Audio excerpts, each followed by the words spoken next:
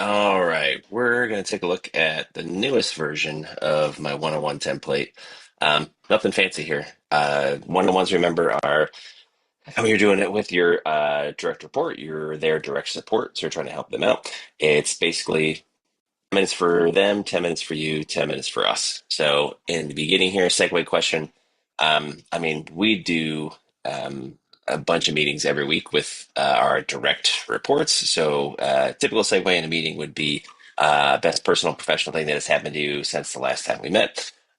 For this one, because I do direct one-on-ones only with my clinical directors now, I'll put something else in there. Like it was just the holidays. So it's like, what's the best Christmas gift you ever got? So I'm trying to pull something out to learn more about them and build a stronger relationship with them. The whole idea of doing what I want is to have an actual relationship with whoever you are directly supporting. So here it's going to be their name, your name, and you can kind of put a question in there that you hope might start some conversation and get to know them a little bit better. Okay, then it goes to the scorecard.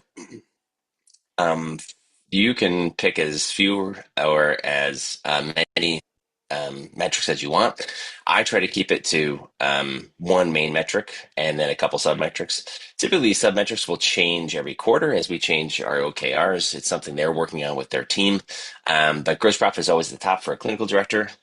If this was a staff clinician, a PT, would probably be successful graduation for me.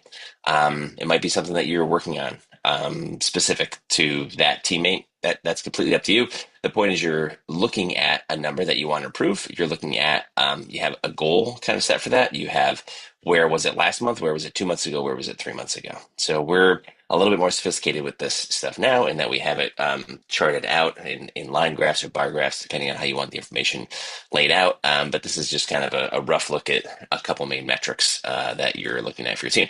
OKR review. So we're going to go over their OKRs. If you're not familiar with OKRs, you'll see this in another video.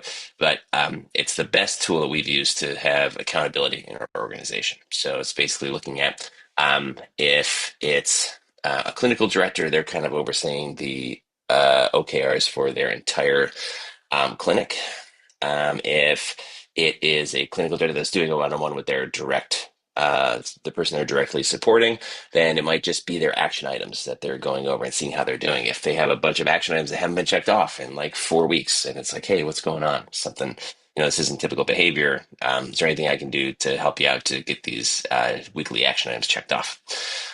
Staff corner. So again, this is for clinical director. So our clinical directors have between, as little as three to as many as 6 or 7 um, different direct supports. So when I am doing a one-on-one with the clinical director, I have all of their direct supports here, the people they're directly supporting, and they've got to tell me something that's going on. So you'd be surprised how um, little sometimes people are invested in their teammates. So this can't be, they had a great week last week and beat their, they hit their bonus for visit production. This has nothing to do with work. This has something to do with, they went paddleboarding last week, or they're going to their cousin's wedding or something like that. They've got to be asking them questions about what's going on at home, not just a transactional work relationship. So they should be able to tell me something about every one of the people they are directly supporting.